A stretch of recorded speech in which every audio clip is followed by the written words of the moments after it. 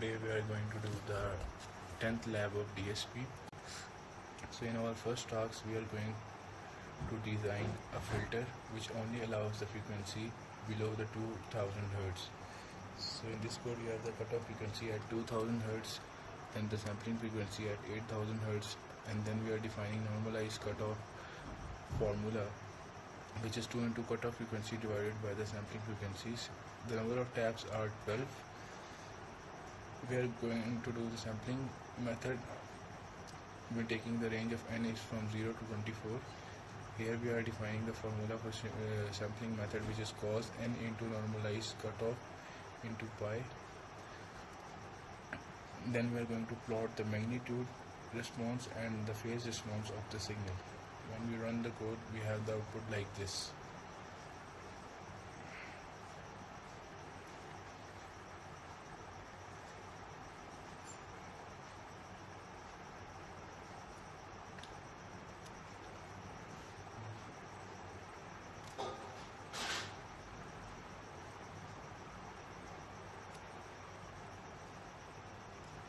जैसे कि हम यहाँ पे देख सकते हैं कि ये जो है 2000 के राउंड अबाउट की जो फ्रीक्वेंसीज़ हैं उनको अलाउ कर रहा है, तो इसके बिलो या अबव जो भी फ्रीक्वेंसीज़ हैं उनको ये अलाउ नहीं कर रहा, और इसका फेज रिस्पॉन्स कुछ इस तरह से है. Now moving to the next task. In this task we are going to allow the band of frequency. हमें एक ख़ास फ्रीक्वेंसीज़ को पास करना है जिसका लोअर कट ऑफ जो है वो 1000 हर्ट्ज़ पे और जो अपर कट ऑफ है वो 3000 हर्ट्ज़ पे, और हमारे पास जो सैम्पलिंग फ्रीक्वेंसी है वो 8000 हर्ट्ज़ है. यहाँ से हम मैक्सिमम फ्रीक्वेंसी कैलकुलेट कर लेंगे, इसको 2 से डिवाइड करके वो हमें 4000 हर्ट्ज़ आ जाएगी. नॉर्मलाइज लोअर कट ऑफ के लिए हमारे पास ये formula 2 into lower cut off divided by the sampling frequency, और अपर कट ऑफ के लिए upper cut off frequency divided by the sampling frequency. Number of taps जो हमारे पास है यहाँ पे है 25 सॉरी, हमारे पास एन रेंज कर है 0 से 24, और एच का फार्मूला सेम है जो हमने लास्ट अपने टास्क में यूज़ किया, वो सेम हम यहाँ पे यूज़ कर लेंगे. उसके बाद हम इसका magnitude response using the absolute command of MATLAB, and we are going to plot the phase response using the angle, which is also the built-in command of the MATLAB. Then we are computing FIR filter coefficient, which are equal to h, and we are inputting into the variable p. So when we run this code,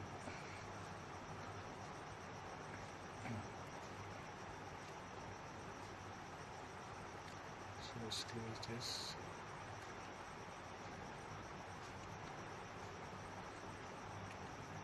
So when we run the code, we have the output like this. We are allowing the frequencies of 1000 Hz and 3000 Hz, and we have the phase response like that. Now moving to the next task. In this task we have the cutoff frequency is 150 and the sampling frequency 1000 Hz and n equals to 3. Same again हम जो है normalise cut off का formula जो है हम use करेंगे. Cut off frequencies divided by the sampling frequency divided by 2. Sampling frequencies को 2 से इसलिए डिवाइड करें ताकि हमारे पास जो है मैक्सिमम फ्रीक्वेंसी आ जाए. फ्रीक्वेंसी सैम्पलिंग मेथड यूज़ करेंगे. यहाँ पे हम n को वेरी करें 0 to n-1 तक. n जो है हमारे पास 3 है, तो ये 2 तक चलेगा, 3-1 2. उसके बाद हमने यहाँ पे एच का जो फार्मूला है वो हमारे पास sine n into normalize cut off into pi divided by n into pi. उसके बाद हम जो है ये सारे वैल्यूज़ जो है हम असाइन कर देंगे. यहाँ पे हम FFT कैलकुलेट कर रहे हैं using the built in command of MATLAB.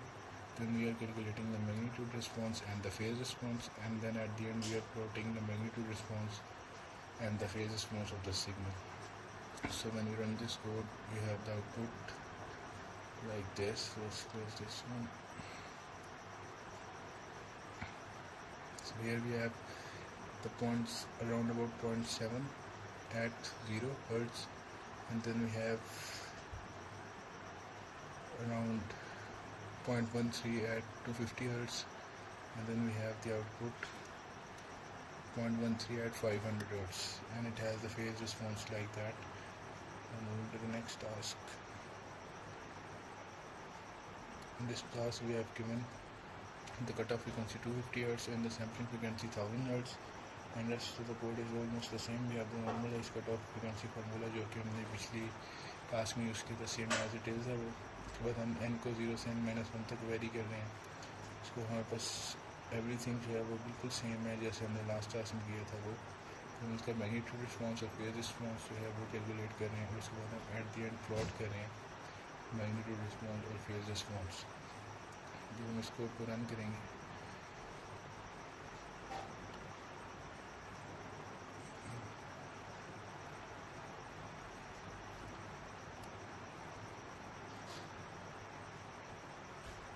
तो हमारे पास कुछ इस तरह की आउटपुट आ जाएगी।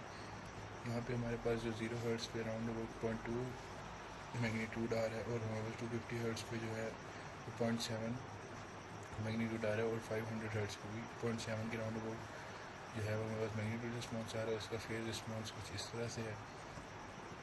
Now moving to the next task.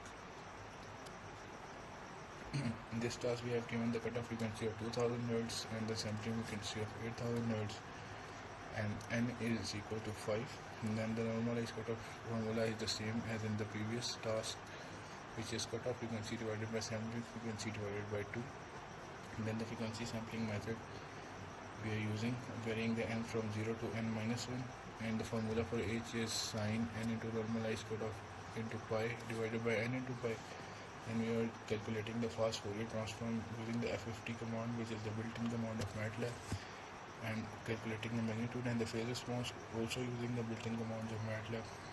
और at the end जो है हम इसका magnitude response और phase response जो है वो प्लॉट करेंगे। तो हम इस कोड को रन करेंगे तो हमारे पास कुछ इस तरह से आउटपुट आ जाएगी।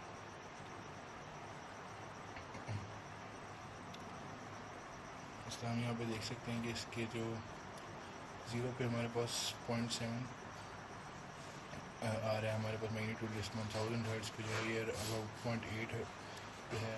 2000 पे जो है ये 0.2 पे है। सिमिलरली ये इसका फेज रिस्पॉन्स आ गया इसी तरह से। Moving to the last task of this lab.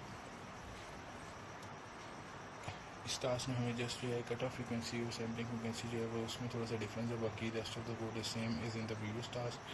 वही नॉर्मलाइज कट ऑफ का हम फार्मूला यूज़ कर रहे हैं, एन को 0 से n-1 तक वेरी कर रहे हैं। एज का वही फार्मूला है, लेकिन इसकी एज -1 की वैल्यू को जो हमें वो साइन के साथ टाइम के साथ मल्टीप्लाई करने हैं।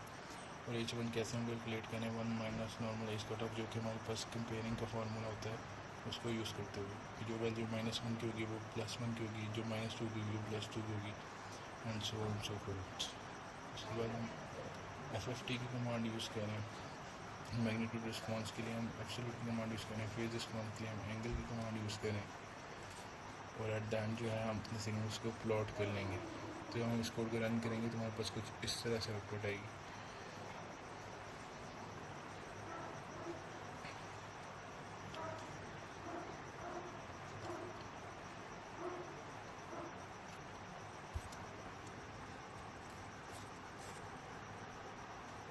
जैसे कि हम यहाँ पे देख सकते हैं कि 0 पे हमारे पास अराउंड अबाउट 0.2 है, 1000 पे 0.4 के आसपास है, 2000 हर्ट्ज पे 0.3 एंड 3000 हर्ट्ज पे भी अराउंड अबाउट 0.3 के थोड़ा सा ऊपर है। और इसका ये इस तरह से हमारे पास फेज रिस्पॉन्स आ जाएंगे। That is all for the lab 10। Thank you for watching.